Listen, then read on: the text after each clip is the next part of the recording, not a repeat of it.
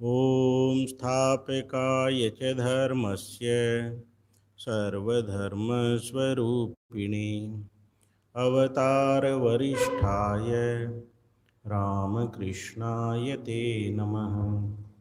सर्वे भवन्तु सुखिनः, सर्वे सन्तु निरामय, सर्वे भद्राणि पश्यन्तु, माँ कश्चित् दुःखभाग् भवेत्। परम पूज्यपाद श्रीमद स्वामी विनिर्मुक्तानंद जी महाराज, स्वामी यज्ञधरानंद जी महाराज, अन्य पूज्य स्वामी जी गण सभा में उपस्थित जो हैं, सभी के चरणों में मेरा सादर प्रणाम। सभी भक्तों को मेरा सादर से प्रेम नमस्कार। आज बड़ा ही पावन दिवस है, रामनवमी का ये शुभ दिन, भगवान श्री राम का आविर्भाव दिवस। वैसे यज्ञधरानंद जी महाराज ने मुझे कहा है कि भगवान राम के जीवन की चर्चा मैं करूं, लेकिन इससे पूर्व मैं कहना चाहता हूं कि आज से पहले मैंने कभी भी भगवान राम के जीवन पे चर्चा नहीं की है। ये सुखद संयोग है, कोशिश करके देखते हैं, क्योंकि हम सब लोग भक्त लोग यहाँ बैठे हैं और भगवान राम का चरित्र जीवन एक ऐसा है कि वो बड़ा, इतने वर्षों से भारतवर्ष के लोग रामायण सुन रहे हैं। मुझे तो कभी ऐसा नहीं लगा कि उस कथा से हम बोर हो गए हैं, अभी और नहीं सुनेंगे, सुनते ही चले जाते हैं। सबको कथा मालूम है, ऐसा नहीं कोई कथा कहने वाला कोई नया जीवन गढ़ देगा, वही कथा है सारी की सारी। लेकिन पुनः पुनः जब हम उन्हीं बातों को सुनते हैं, एक अंदर में रस का संचार होता है, और ये रस का संचार ही हमको भक्ति मार्ग पे आगे बढ़ाने में सहायता करता है। क्योंकि हम चिंतन जब करते हैं तो भगवान श्री रामकृष्ण देव एक अच्छी बात कहते हैं कि जिसका चिंतन हम करते हैं उसी की सत्ता हमको मिलती है। भगवान का चिंतन करेंगे, भगवान की सत्ता मिलेगी। दुष्टों का चिंतन करेंगे, दुष्टों की सत्ता मिलेगी। तो ये भगवान राम का चरित्र, भगवान कृष्ण का चरित्र, भगवान राम कृष्ण देव का चरित्र एक ऐसा चरित्र है कि जितना हम चिंतन करते चले जाते हैं उतना ही वो भाव हमारे मन में प्रकट होने लगते हैं। वैसे देखा जाए तो ये दो ग्रंथ हमारे यहाँ प्रमुख हुए हैं। एक ग्रंथ है महाभारत और दूसरा है रामायण। दोनों ग्रंथ इतिहास हैं। हमारे शास्त्रों ने इसको इतिहास की श्रेणी में रखा है, क्योंकि एक काल में इनका जन्म हुआ और उस जन्म के साथ उनकी लीलाएं हैं। तो जन्म जिसका हुआ किसी काल में आबद्ध रहने के कारण वो इतिहास में उसको गिना जाता है। तो रामायण और महाभारत दोनों इतिहास हैं। और दो चरित्र जो हैं, ये एक भगवान राम का और एक भगवान कृष्ण का, पूरे जनमानस में छाए हुए हैं। अभी तक कितने अवतार आए गए, लेकिन ये दो अवतार मुख्य रूप से हम हमारे हृदय से निकल नहीं सकते। ये इतने प्रमुख रूप से हमारे हृदय में छाए हुए हैं और कमोबेश इन्हीं के इर्द गिर्द हमारा पूरा जीवन, भारतीय जीवन पद्धति इसी के साथ साथ चलती है। लेकिन ये दोनों चरित्र एक बिल्कुल भिन्न चरित्र है। एक महात्मा बड़ी अच्छी बात बताते थे, मुझे हंसी की बात है लेकिन बहुत अच्छी बात है। वो कहते थे कि एक बार क्या हुआ, जब भगवान राम बहुत छोटे थे और कृष्ण भी छोटे थे, उन्होंने कल्पना की है कि भगवान राम और कृष्ण धीरे धीरे बड़े हो रहे हैं। आप जानते हैं स्वभाव से भगवान कृष्ण चंचल हैं और भगवान राम शालीनता से रहते हैं, छोटे बड़े ओबीडियंट एकदम, जैसा पिताजी बोलेंगे वैसा करेंगे। और भगवान कृष्ण उल्टा करेंगे, यहाँ नहीं जाना तो वहीं जाएंगे, ये नहीं करना तो वही करके रहेंगे। तो कहते हैं एक बार क्या हुआ कि एक जगह एक मेला लगा था और मेले में क्या हुआ, माता कौशल्या और इधर से माता यशोदा दोनों वहाँ पहुँच गई अपने अपने बच्चों के साथ। तो स्वाभाविक रूप से दोनों माताएं आपस में बातें करने लगी और बातें करते करते क्या हुआ, ये बच्चे लोगों को भी आपस में प्रेम हो गया। बोले तुम कहाँ है, तुम्हारा क्या नाम है, इनकी दोस्ती हो गई और दोस्ती हो गई, ये भी अपना खेलने लगे। जब मेला ख़त्म हुआ और चलने लगे, गलती से बच्चे बदल गए, क्योंकि एक जैसे थे दोनों। और बच्चे जब बदल गए, अब जब यशोदा माता अपने बालक को लेके गई और पिता पुत्र दोनों जब खाने बैठे, देखा बच्चा खा नहीं रहा है। बोले नहीं पिताजी आप पाइए पहले। बोले क्या करके आ गई, बड़ा चमत्कार हो गया है, इतना कैसे बदल गया ये, इतना संग कौन से मेले में इसको लेके गई थी, ये तो बिल्कुल ओबीडियंट खड़ा रहता हाथ जोड़ के, नहीं है पहले आप पाइए। सवेरे उठ के माता पिता को प्रणाम किया और बिल्कुल ऐसा। और दूसरे का क्या हुआ, दूसरा भी बदला हुआ था। जैसे दशरथ के लिए खाना परोसा खुद ही खाने लगा। अभी तो अरे रुको ब्रह्मार्पण होना बाकी है। बोले नहीं आप करते रहिए ना, खा लिया उसने। और भारी उदंडता चल रही है वहाँ तो भगवान कृष्ण।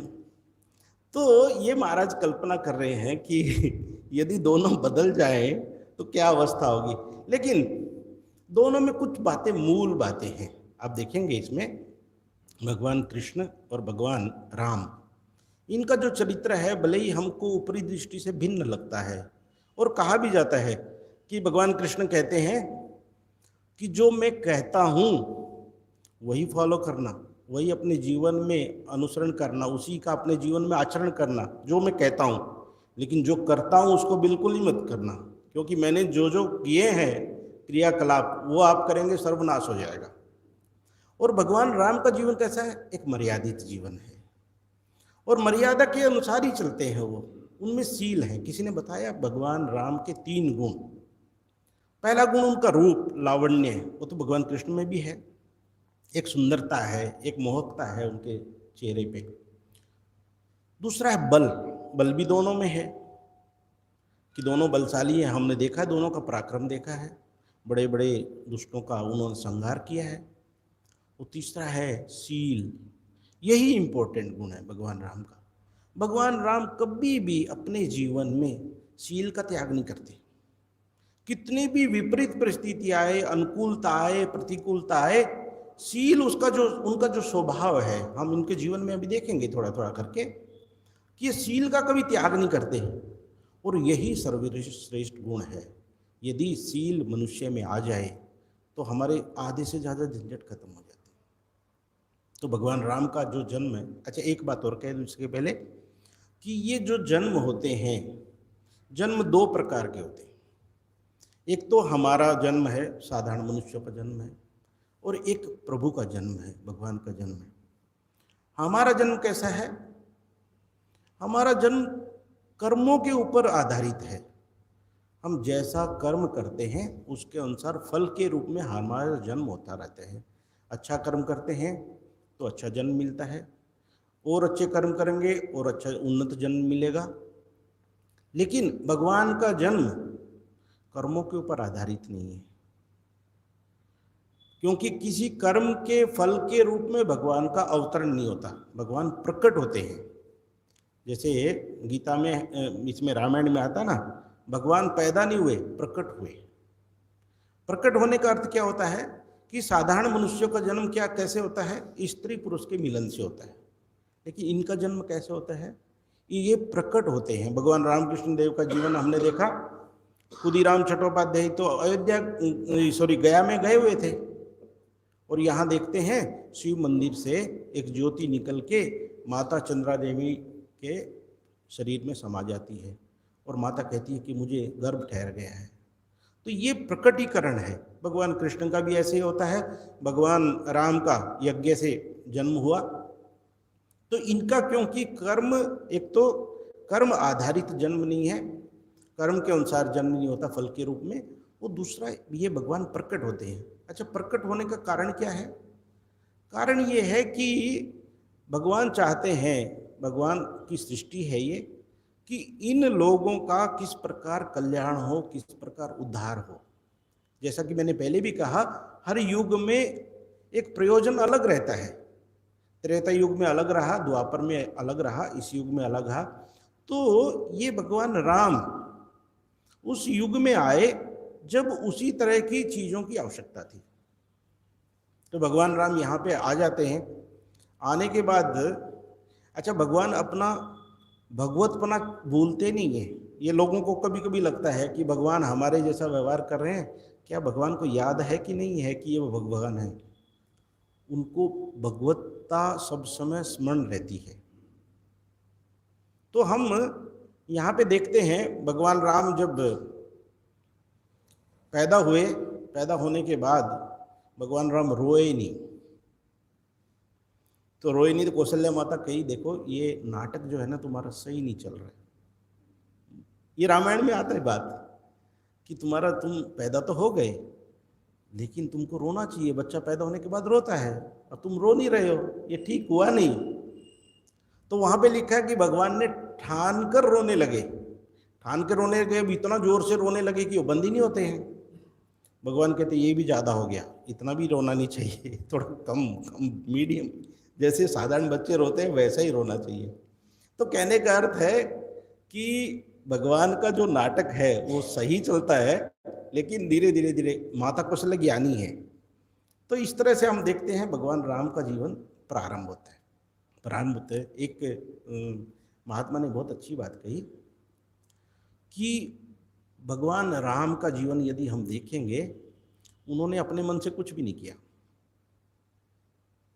जो माता कौशल्या ने रोने के लिए कह दिया, रो दिया। ज़्यादा रो रहे थे, कम रोने के लिए कहा, कम रोने लगे। बाद में पिताजी ने कहा कि जाओ गुरुकुल में पढ़ाई करो, पढ़ने चले गए। विश्वामित्र जी आ गए, बोले बालक चाहिए शत्रुओं को, राक्षसों को मारने के लिए, उनके साथ चले गए। उन्होंने कहा धनुष तोड़ दो, धनुष तोड़ दिया। शादी कर लो, शादी, और विचित्र शादी। ऐसी परंपराएं भगवान कहते हैं, भगवान राम को हम कहते हैं मर्यादा पुरुषोत्तम। ये उस काल में उन्होंने नई मर्यादाएं स्थापित की। लेकिन आत्मानंद जी महाराज एक अपने प्रवचन में कहते हैं कि मैं तो उल्टा कहता हूँ कि उन्होंने कुछ मर्यादाओं का पालन ही नहीं किया। बोले ये कैसी उल्टी बात है, वो तो मर्यादा पुरुषोत्तम कहलाते हैं।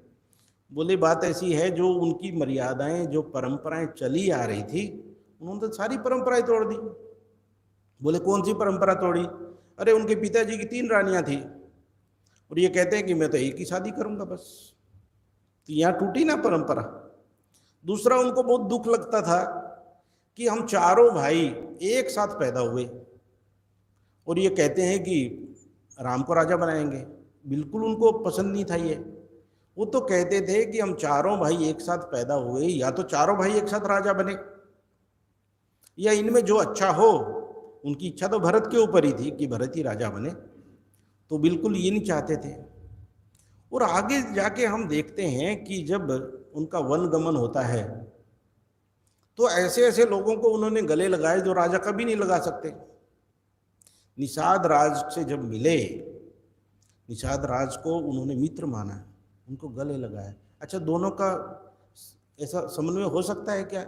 एक चक्रवर्ती सम्राट का बेटा जो राजा होने वाला था और एक निषाद छोटी सी रियासत का एक छोटा राजा। बोले नहीं, हम बराबर है, बराबर है, तो दोनों को आपस में गले लगाए।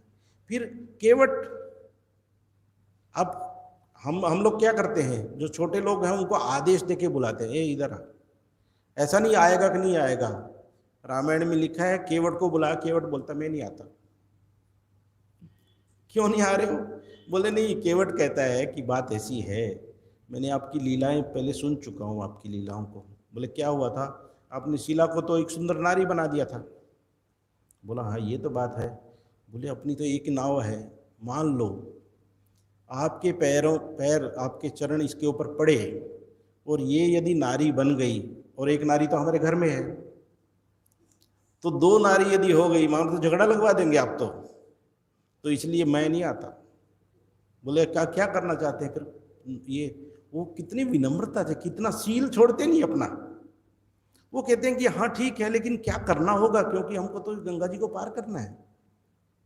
बोले नहीं, जो जैसा जैसा मैं कहूँगा वैसा आपको करना होगा। ऐसा क्या हो सकता है?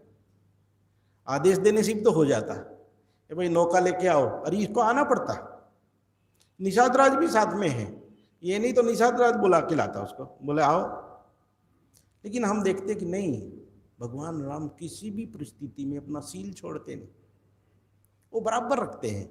और वहाँ पे वो कहते हैं कि नहीं, तुम वही करो जिससे तुम्हारी नाव बच जाए।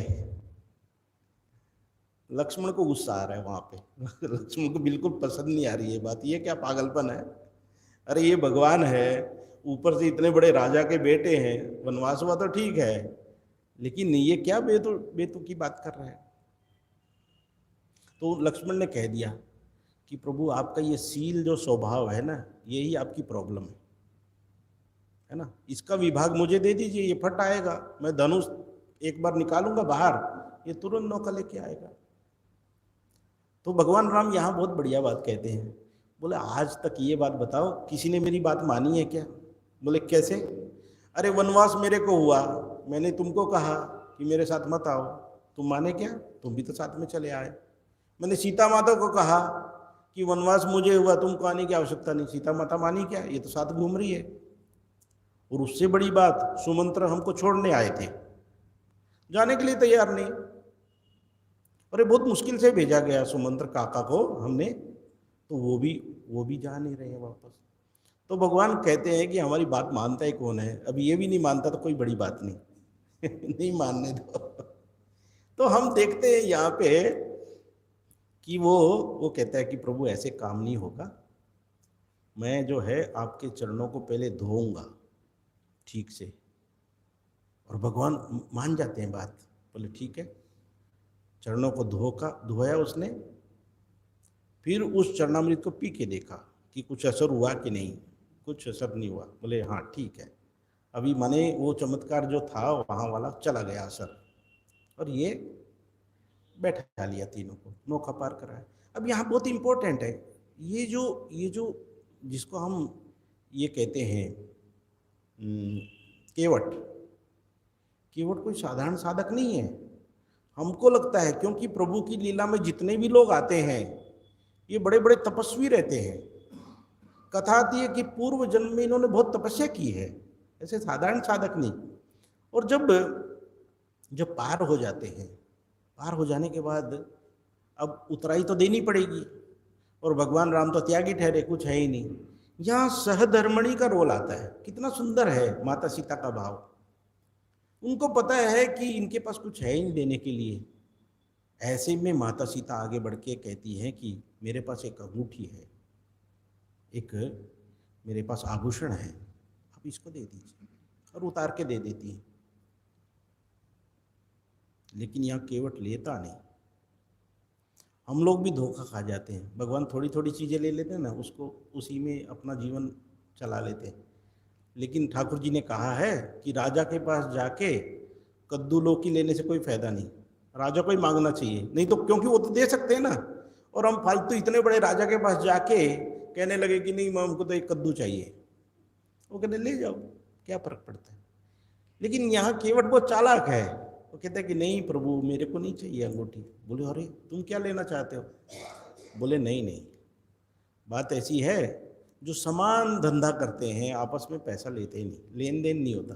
बोले समान धंधा करते हैं माने तुम्हारे हमारी तुलना कैसे, मैं और तुम क्या समान हो। बोले नहीं आप भी केवट है, मैं भी केवट हूँ। अरे मैं केवट काहेगा। बोले नहीं प्रभु आप भी केवट हैं और मैं भी केवट हूँ, तो आपस में उतराई नहीं लेनी चाहिए। फिर कहते उदाहरण गिना देते हैं।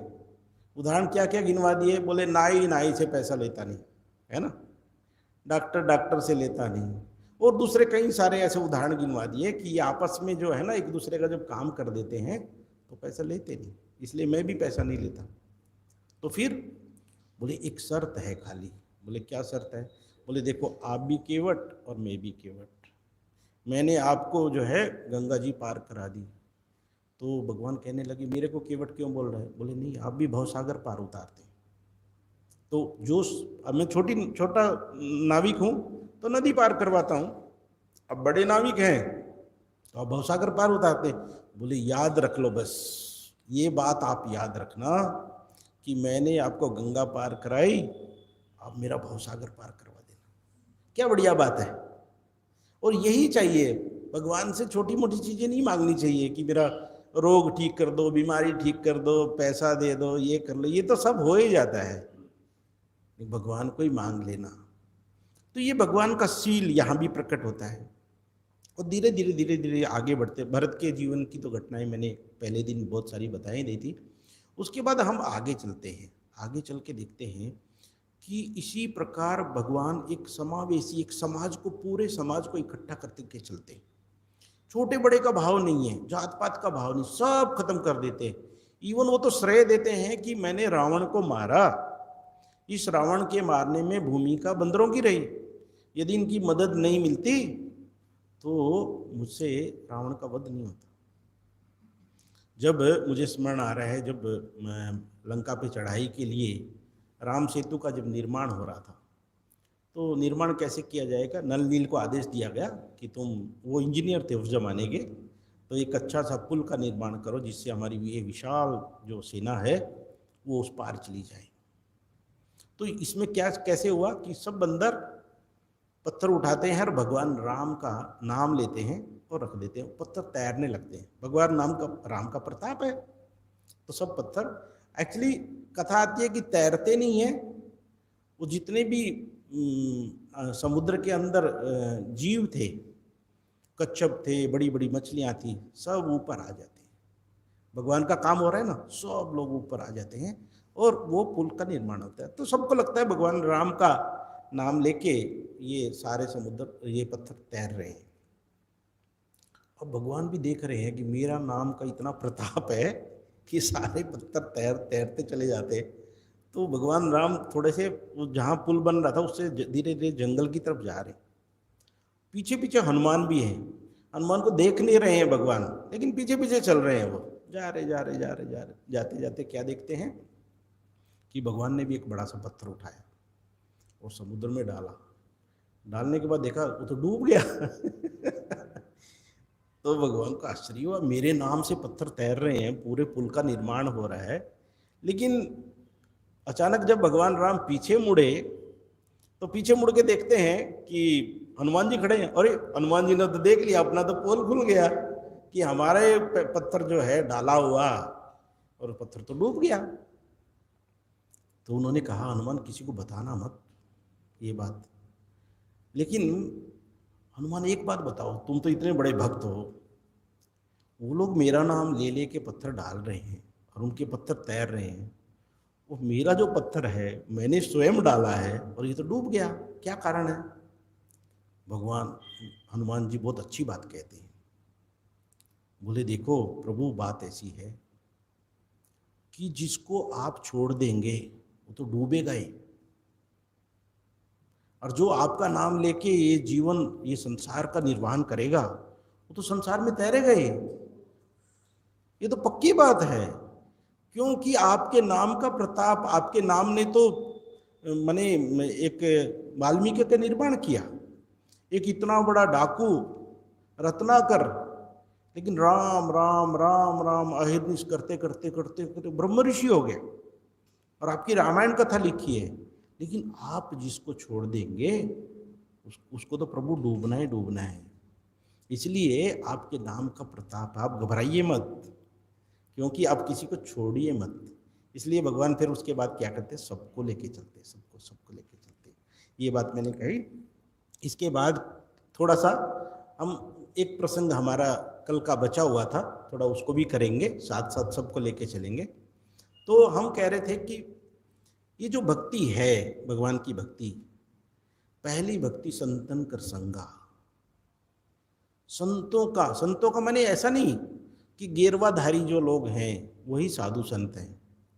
भगवान राम ने भरत के बारे में कहा है, भरत सब विधि साधु, सब प्रकार से साधु हैं। रहते कहाँ, महल में।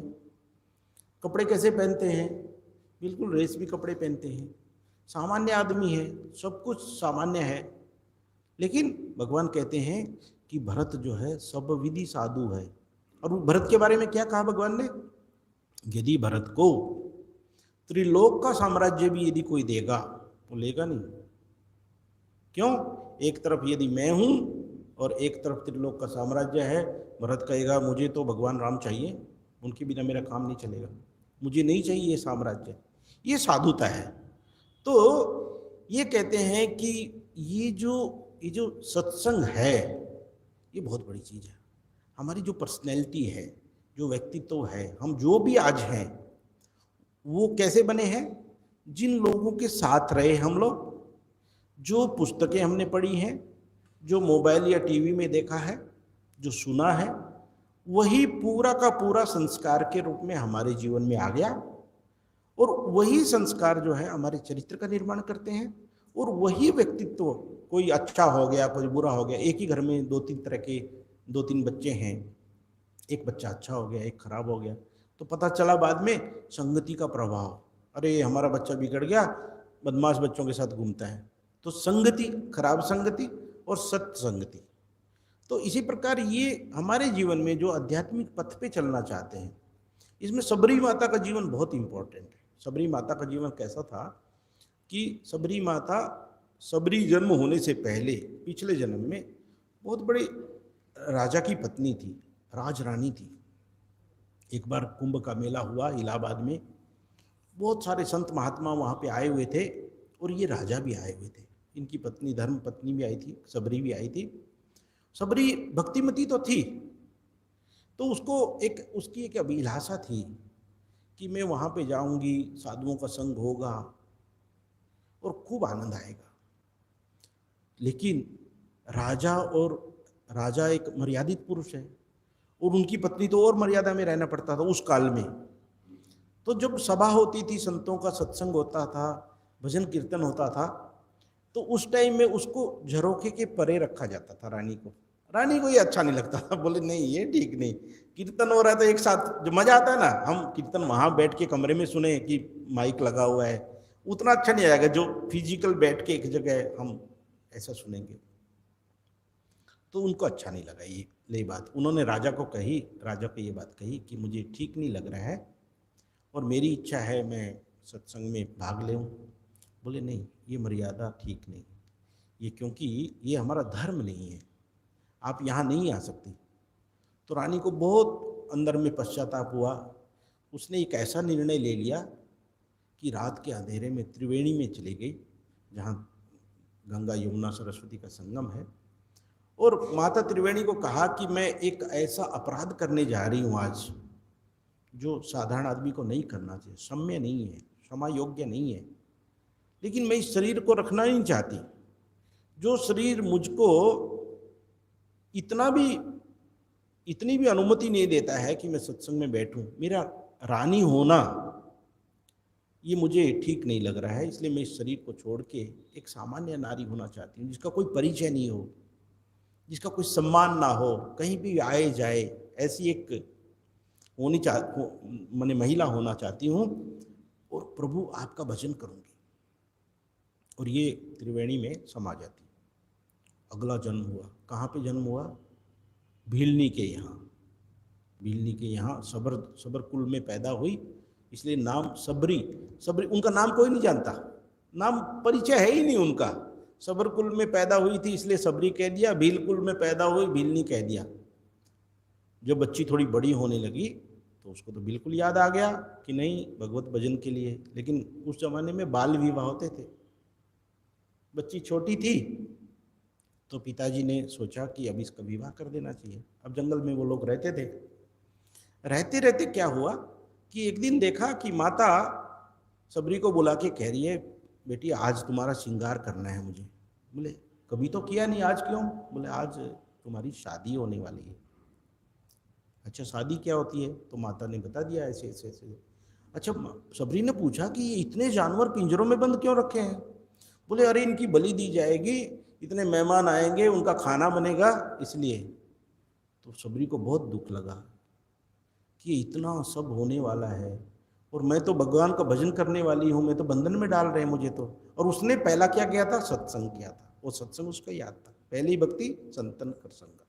और ये सत्संग भी कैसा होता है कि भगवान की कृपा के बिना सत्संग नहीं मिलता। हम यहाँ बैठे हैं, हमको ऐसा लग सकता है कि हम अपनी मर्जी से आए हैं। बोले नहीं, भगवान के आदेश से आए, उनकी इच्छा हुई तो हम आए, और जो नहीं आ पाए माने प्रभु की इच्छा नहीं थी। तो यहाँ पे क्या हुआ कि सबरी ने कहा कि ये तो होने में दूंगी नहीं, मुझे तो भक्ति करनी है। और क्या हुआ उस यहाँ पे कि रात के अंधेरे में सबरी ने पहले क्या किया, उन जीव जंतुओं को मुक्त किया। पशु पक्षी जो बंद थे ना, बोले पहले तुम मुक्त हो जाओ, बाद में मैं मुक्त हो जाऊंगी। वो चल पड़ती है जंगल में। जंगल में गई, जाने के बाद वो देखती है कि जिस भी आश्रम में जाती है, तो वहाँ एक मर्यादा है कि महिलाओं को नहीं रखते आश्रमों में। साधुओं के आश्रम है, वहाँ महिलाओं को अलाउड नहीं है। तो दिन भर जंगल में भटकती है, क्या करें, भजन कैसे करेंगे, क्योंकि बिना गुरु के तो काम चलेगा नहीं। क्योंकि जब तक गुरु नहीं होंगे, साधना पद्धति कोई सिखाएगा नहीं, तो मैं भजन कैसे करूँगी। तो घूमते घूमते घूमते उसके मन में एक विचार आ गया। देखो कभी कभी जब व्याकुलता आती है ना, तो काम भी हमारा बनने लगता है। वो विचित्र विचित्र आइडिया आ जाएंगे, कोई अच्छे आएंगे, कोई खराब आएंगे, कुछ ऐसा। एक विचार उसके मन में आया, अच्छा मैं एक ऐसा कर सकती हूँ, यहाँ पे एक आश्रम है पास में, और महात्मा रहते हैं, और उनके शिष्य लोग भी हैं, उनको तो सेवा की जरूरत पड़ती है। तो मैं क्या करूँगी, रात के अंधेरे में सेवा करूँगी, और दिन में पेड़ पे चढ़ के बैठ जाऊँगी, किसी को पता नहीं चलेगा। तो रात के अंधेरे में सबरी क्या करती है, आश्रम को बुहार देती है, हवन की लकड़ियाँ ला के रख देती है कुटियाओं के सामने, और सुंदर सुंदर फल, दिन में फल तोड़े थे जो, उनको ला के कुटिया के सामने रख देती है।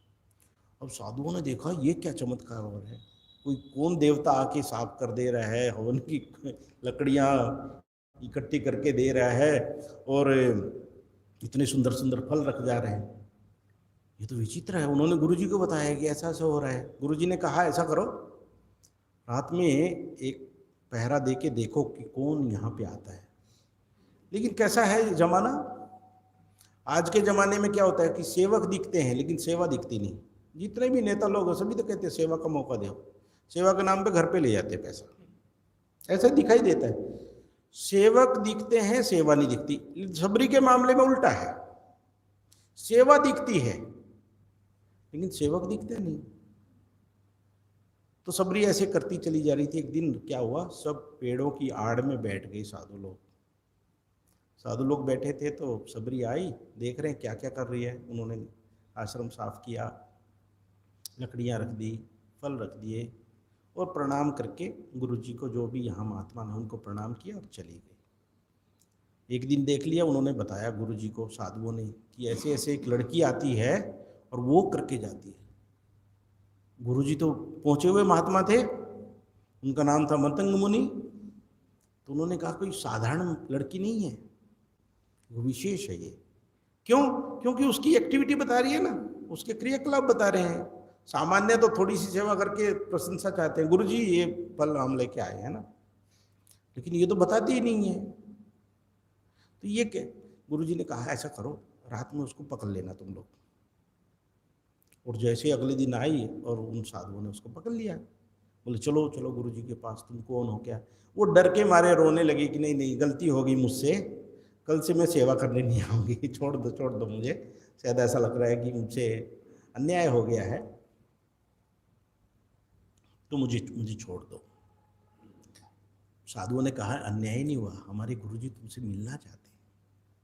तो मिलने के लिए गुरुजी को जब कहा कि, और गुरुजी के सामने जब उसको प्रकट किया गया, तो गुरुजी को प्रणाम किया कि गुरुजी जो भी भूल चूक हो गई है, आपका आदेश मान्य है।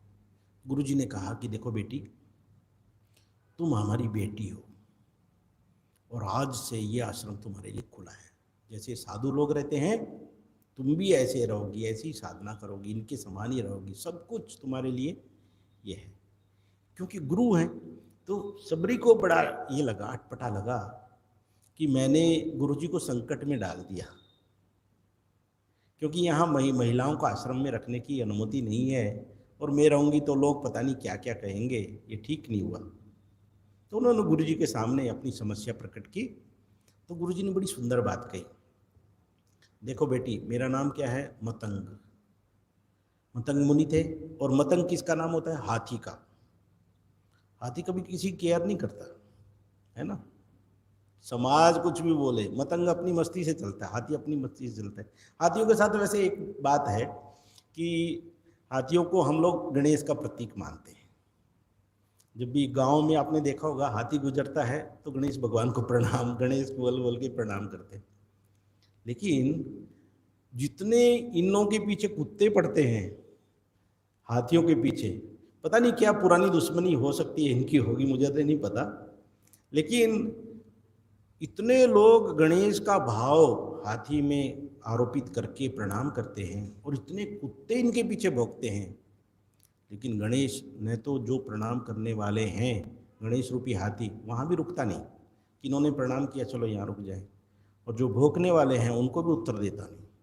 वो अपनी मस्ती में, अपना लक्ष्य एक है, जहाँ जाना है उसको चल पड़ता है। तो गुरुजी ने कहा तू जान के रखो बेटा, मैं मतंग हूँ, हाथी हूँ, चिंता मत करो, मैं इस समाज का केयर ही नहीं करता। मुझे लगा कि तुम शादी का हो, यहाँ रहोगे। और वो साधना करने लग जाती है। साधना करने लग जाती है तो कुछ काल के बाद, आप सभी लोग जानते हैं कि सबरी माता की आयु उस समय काफ़ी कम थी, और उस टाइम से वो साधना करने लगी। कुछ वर्षों के बाद गुरुजी ने कहा कि बेटी मेरी उम्र हो गई है, अभी मुझे इस धराधाम से प्रस्थान करना होगा। तो सबरी बड़ी दुखी हो गई कि प्रभु चले, ये गुरुजी चले जाएंगे तो कैसे मैं रहूँगी। बोले तुम रहो, इसलिए मैं तुमको यहाँ छोड़ के जा रहा हूँ, और मैं जहाँ जा रहा हूँ वहाँ सबको जाना है, ऐसा नहीं मैं अकेला जा रहा हूँ। जो भी इस धराधाम पे आता है सबको वहाँ जाना होगा, और मेरी एक बात सुन के रखो। बोले क्या बात है? बात ये है कि भगवान राम आएंगे, और भगवान राम जब आएंगे तो भगवान राम को ऐसा नहीं रखना चाहिए कि कोई उनके स्वागत के लिए नहीं है।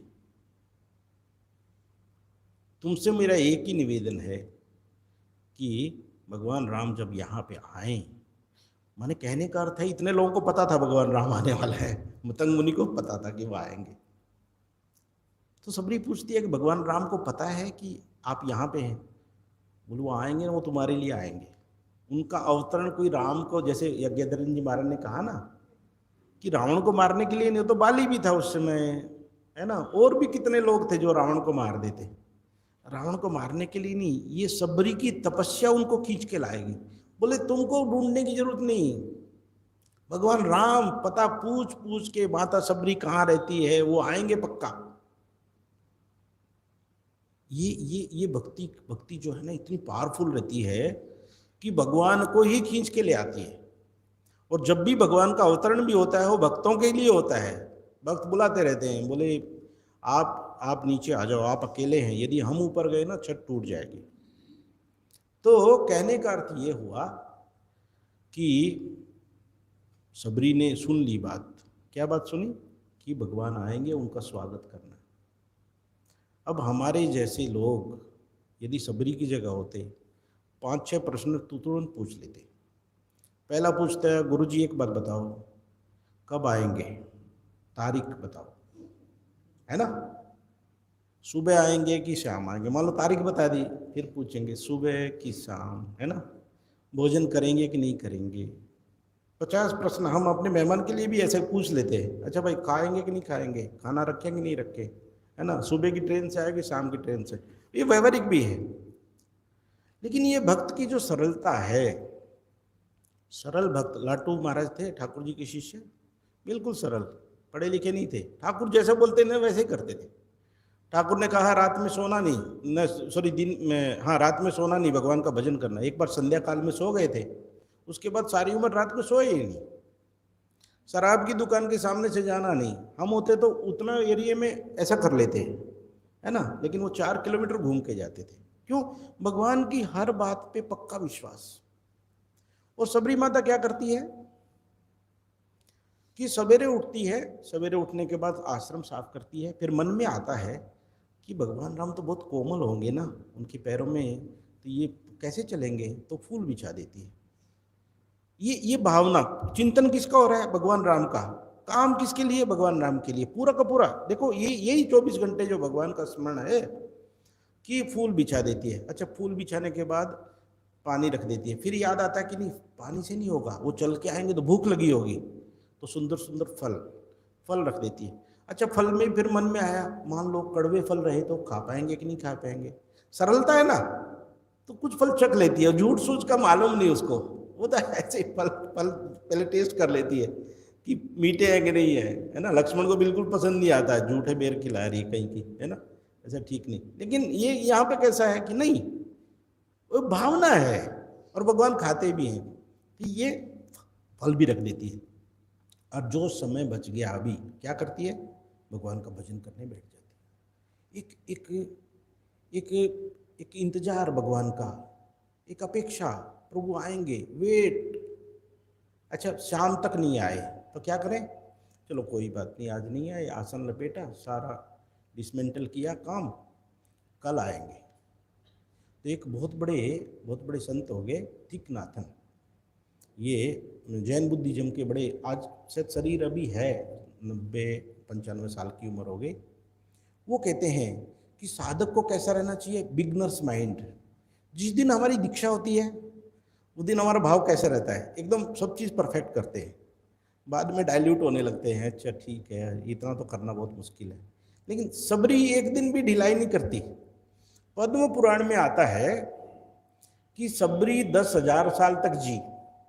अच्छा मान लो इसको छोड़ भी देते हैं, 10,000 साल बहुत हो गया, पद्म पुराण की बात छोड़ देते हैं। ये एकदम शैशव अवस्था में, कम उम्र में बालिका आई गुरु जी के आश्रम में और वृद्धा हो गई। लेकिन एक दिन भी ऐसा विश्वास हुआ नहीं कि मेरे गुरुजी ने झूठ बोला था। यही चीज हमारे साथ भी है कि हमारे गुरुजी ने कहा है, ये मंत्र है, नियमित का इसका जप करो, ईश्वर प्राप्ति होगी। लेकिन क्या हमको विश्वास है, डगमगा जाता है विश्वास। यदि हमको इतने साल तक ये करना होता तो हो सकता है हम मान भी लेते, गुरुजी का आश्रम को साफ सुथरा रखवाना था, इसलिए हमको धोखे में रख के चले गए कि भगवान राम आएंगे, अभी तक तो आए नहीं, हम बुढ़े हो गए, है ना, तो छोड़ देते बीच में। लेकिन सबरी माता से शिक्षा क्या मिलती है कि नहीं, गुरु जी के वचन पक्के रहते हैं। गुरु जी ने जो भी हमको कहा है हमारे मंगल के लिए कहा है, और वो एक दिन होके ही रहेगा। तो हम वहाँ पे क्या देखते हैं कि भगवान राम ढूंढते ढूंढते, स्वयं ढूंढते ढूंढते मुनियों से पूछते हैं सबरी माता कहाँ है, सबरी माता कहाँ है, इतना कष्ट करके भगवान वहाँ प्रकट होते हैं। तो सबरी माता के जीवन से हमने क्या सीखा, एक तो जीवन में सरलता, दूसरा है ये जो सत्संग, कभी भी थोड़ा सा भी सत्संग किया, भगवान गीता में कहते हैं स्वल्पम अप्यस्य धर्मस्य त्रायतो महतो भयात्। थोड़ा सा भी कुछ किया हुआ है, किसी का संग किया हुआ है, याद रहेगा। अब बच्चों को हम शिक्षा देने का प्रयास करते हैं, आध्यात्मिक शिक्षा, अरे छोटा बच्चा क्या समझेगा, अरे समझे नहीं समझे, लेकिन बाद में जब बड़ा होगा ना, इसको यही सभी चीज़ें याद आएगी। हम लोगों के हॉस्टल रहते हैं, या यहाँ भी ये महाराज लोग यूथ फोरम, युवक लोगों के लिए क्लास चलाते हैं। कभी कभी लगता है ये तो ठीक से सुनते भी नहीं है, लेकिन मेरा अपना एक्सपीरियंस है, रायपुर में हम बच्चों का एक हॉस्टल है वहाँ पे, तो उनकी क्लास लेते थे। वो बच्चे बड़े हो गए, अरे प्रमाणिक नागरिक बन गए वो लोग, वो इतना अच्छे अच्छे काम कर रहे हैं। और अभी वो बच्चे वो कहते हैं कि महाराज हमारे बच्चों को भर्ती कर लो। बोले अरे तुम लोग जब थे हॉस्टल में हमारी बातें मानते नहीं थे, है ना, जो कहते थे उल्टा करते जाते थे। बोले करते जाते थे, लेकिन जितना सीख लिया था ना वही अभी काम आ रहा है, और उसी के दम पे इतना हमारा मान सम्मान हो रहा है। हम इतने बड़े बड़े ऑफिसर हो गए, अभी हम चोरी करते नहीं, बदमाशी करते नहीं, झूठ बोलते नहीं, सही सही काम करते हैं। तो सुना हुआ था, अभी उसकी एप्लीकेशन। तो इस प्रकार सबरी माता का जीवन जो है हमारे लिए अनुकरणीय है। इसमें अनुकरण करने की एक चीज़ है कि आध्यात्मिक जीवन में हार मानने की बिल्कुल आवश्यकता नहीं। जो गुरुजी ने कहा है, जो साधना पद्धति बताई है, उसका ठीक से पालन करते करते करते करते चले जाएं, क्योंकि ईश्वर प्राप्ति भगवान की कृपा से ही होती है, ये पक्की बात है। पूज्यपाद वीरेश्वरन जी महाराज को एक साधु ने पूछा था कि महाराज ईश्वर प्राप्ति या भगवान लाभ या भगवान का दर्शन, वो तो ईश्वर की इच्छा से ही होता है, ईश्वर की कृपा से ही होता है, तो फिर हमको पुरुषार्थ करने की जरूरत नहीं है ना। मन में आता है ना भाई, जब होना होगा हो जाएगा, हमको क्या आवश्यकता है। बोले ये बात सच्ची है कि ईश्वर प्राप्ति ईश्वर की कृपा से ही होती है, लेकिन जो लोग पुरुषार्थ नहीं करते उनको कभी ईश्वर प्राप्ति नहीं होती। ठीक बोला बिल्कुल बराबर, क्योंकि हमको चाहिए ही नहीं ईश्वर, ईश्वर को क्या गरज पड़ी है। तो इसलिए उन्होंने बड़ी अच्छी बात कही और सबके लिए है कि ईश्वर प्राप्ति ईश्वर की कृपा से होती है, लेकिन जो लोग पुरुषार्थ नहीं करते, जो मेहनत नहीं करते, उनको कभी ईश्वर प्राप्ति नहीं होती। तो इस तरह से हम लोगों ने ये सब बातें आज कही। मुझे बड़ी प्रसन्नता हुई, आप लोगों ने भी मेरी बातों को ध्यानपूर्वक सुना, इसलिए मैं आप सभी लोगों का आभारी हूँ तथा धन्यवाद ज्ञापित करता हूँ। और उस तरह से वक्ता तो हूँ नहीं, जैसा कि मैं ऐसे ही बात कर लेता हूँ। और आदरणीय यज्ञधरानंद जी महाराज का आदेश था तो मैं आ गया। मुझे बहुत अच्छा लगा यहाँ आने के बाद, इतना सुंदर आश्रम, इतना परिवेश अच्छा। आप लोग यहाँ पे आइए, आके सत्संग करिए। जैसा कि मैंने कहा, बिना सत्संग काम होने वाला नहीं है ना। कुछ भी चीज़, जो भी हमको बनना है जीवन में, एकमात्र सत्संग। उन्हीं लोगों के जैसा बनना है, ऐसे लोगों का संग करना पड़ेगा, यही मूल बात है। हम जो भी कुछ बने हैं सिर्फ सत्संग के कारण बने हैं, और यदि खराब बने हैं, जो कमियां हमारे अंदर आई हैं, वो दुसंग के कारण आई है। वैसे तो मुझे एक स्मरण आ रहा है, एक बात और मैं कह दूं कि थोड़ी हंसी की बात है तो उसको भी कह देता हूँ, अभी मन में आ गई तो। वो कहते हैं कि एक आदमी को खांसी आ गई थी। तो खांसी आई तो वैद्य के पास गया कि मुझे बड़ी खांसी आ रही है, क्या करना चाहिए। बोले मेरी दवाई ले लो और इसको ठीक से खाते रहना, और कुछ परहेज मैं बता दूंगा, परहेज करना, तुम्हारी खांसी ठीक हो जाएगी। लेकिन एक बात और है इसके साथ साथ, कि यदि परहेज नहीं करोगे तो 3 फायदे होंगे, और परहेज करोगे तो तुम्हारी खांसी चली जाएगी। बोले ये 3 फायदे बता दीजिए आप कैसे होंगे। बोले एक तो ये होगा कि तुम्हारे घर में चोरी नहीं होगी, दूसरा होगा तुमको कभी कुत्ता नहीं काटेगा, और तीसरा क्या होगा कि तुम कभी बूढ़े नहीं होगे। बोले ये ज़्यादा अच्छा, खांसी तो बनी रही तो ठीक है, लेकिन इसको थोड़ा विस्तार से बता दीजिए, घटेगा कैसे ये। बोले घटेगा ऐसे कि तुम दवाई खाते रहोगे, परहेज नहीं करोगे, तो तुम्हारी खांसी ठीक होने वाली नहीं। तो खांसी ठीक नहीं होगी तो रात भर खांसते रहोगे तो घर में चोर आएगा नहीं। बोले ये तो बात ठीक है। दूसरा है, खांसते खांसते कमज़ोर हो जाओगे तो लाठी लेके चलोगे, लाठी हाथ में रहेगी तो कुत्ता काटेगा नहीं। बोले ये भी ठीक। अब तीसरा, बुढ़े नहीं होंगे। बोले खांसते खांसते इतने कमज़ोर होके और जवानी में मर जाओगे तो बुढ़े भी नहीं होगे। तो ये स्वामी जी कहा करते थे, रामानंद जी सरस्वती जी का कथन है ये। वो कहा करते थे कि यही हमारे साथ है, सत्संग करें लेकिन ये दुसंग का त्याग करें, है ना। हम लोगों के साथ प्रॉब्लम कभी कभी ऐसी आ जाती है कि सत्संग के साथ दुसंग भी हो जाता है, उसी कारण आध्यात्मिक जीवन में उन्नति नहीं हो पाती।